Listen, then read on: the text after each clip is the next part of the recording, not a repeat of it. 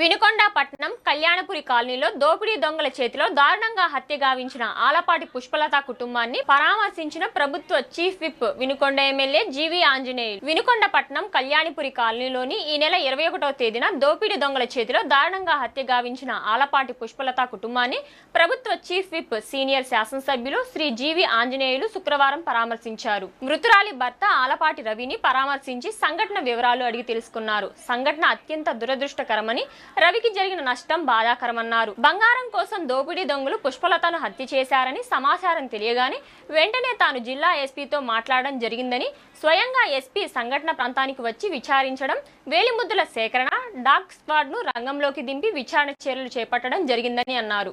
ఈ కుటుంబానికి కూటమి ప్రభుత్వం అండగా ఉంటుందని, దోపిడీ దొంగలను కఠినంగా శిక్షించేందుకు చర్యలు తీసుకుంటామని ప్రభుత్వం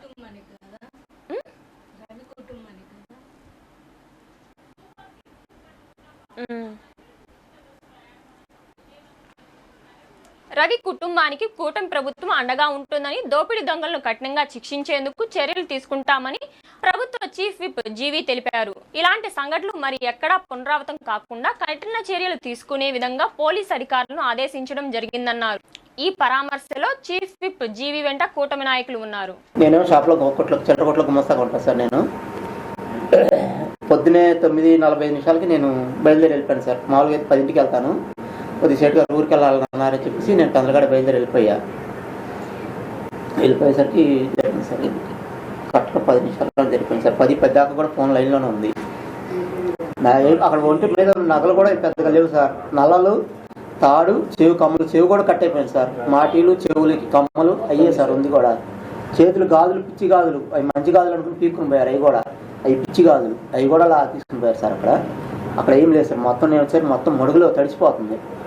ఇది జరగడం చాలా దురదృష్టకరం అండి. నేను కూడా చాలా బాధపడ్డా. ఎస్పీతో మాట్లాడాను. ఎస్పీ కూడా వచ్చి ఇన్వాల్వ్ అయ్యి ఇది నెట్టని పట్టుకోవాలి అని చెప్పేసి చాలా సీరియస్గా ఇన్వాల్వ్ అయ్యారు. ఖచ్చితంగా పోలీస్ డిపార్ట్మెంట్ చాలా సీరియస్గా ఇన్వెస్టిగేషన్ చేస్తున్నారు.